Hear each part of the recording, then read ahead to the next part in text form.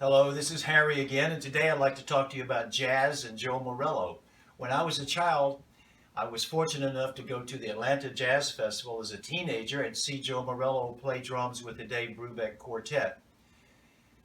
A few years later, when I was coming home for spring break from college, I was able to be Joe's assistant at a drum clinic in Chattanooga, Tennessee, my hometown. I got to hang out with him all day long.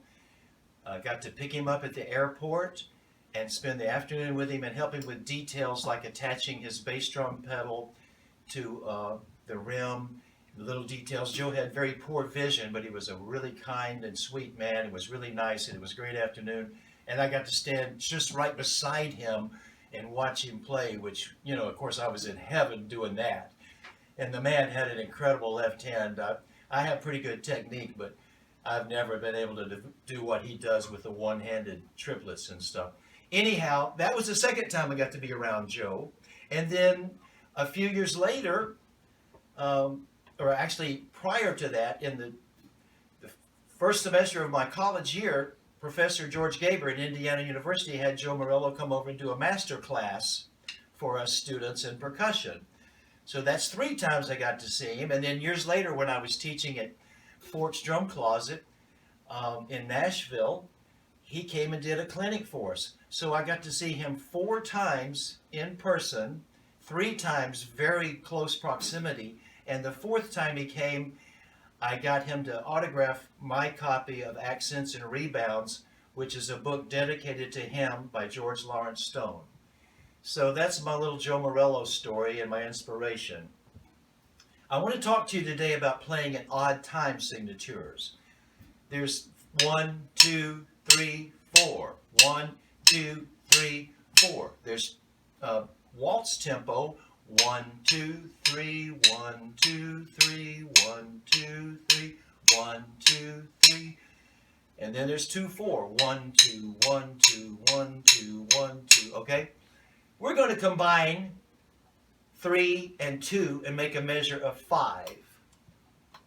It's going to be a song in 5/4 time. It's very famous. It was actually a hit record on the jukeboxes back in the late 60s.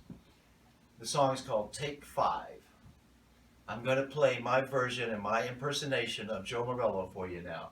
1, 2, 3, 4, 5. 1, 2, 3, 4, 5. Now I'm going to add the hi-hat on 2, on 3, and on 5. 1, 2, 3, 4, 5. 1, 2, 3, 4, 5.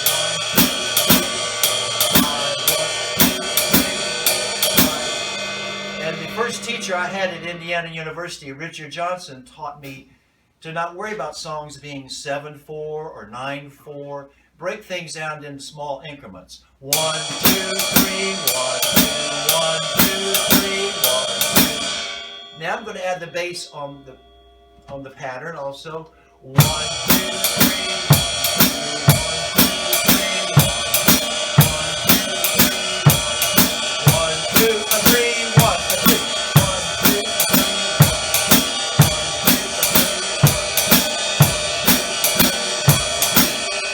I'm going to throw some left-hand touches in there.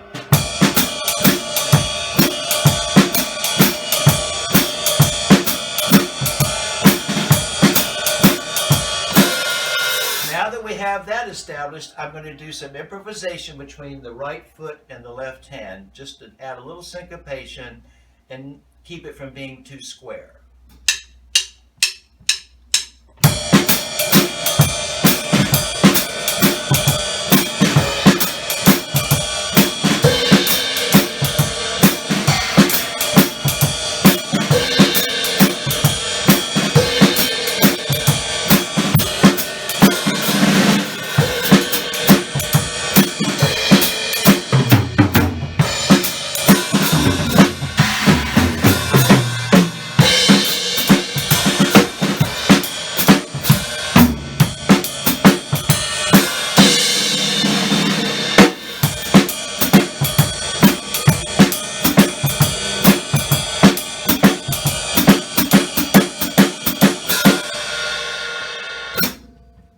One other thing you can do to hold the whole thing together is play straight quarter notes on hi-hat.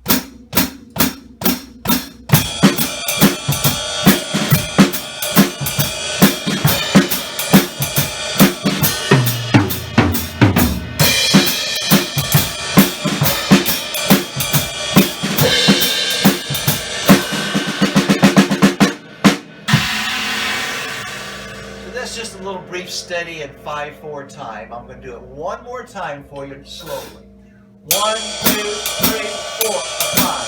1, 2, 3, 4, 5. 1, 2, 3, 4, 5. 1, 2, 3, 1, 2, 3, 4, 5. 1, 2, 3, 4, 5. 1, 2, 3, 4, 5. And I hope that helps you understand odd meters a little better. Thank you.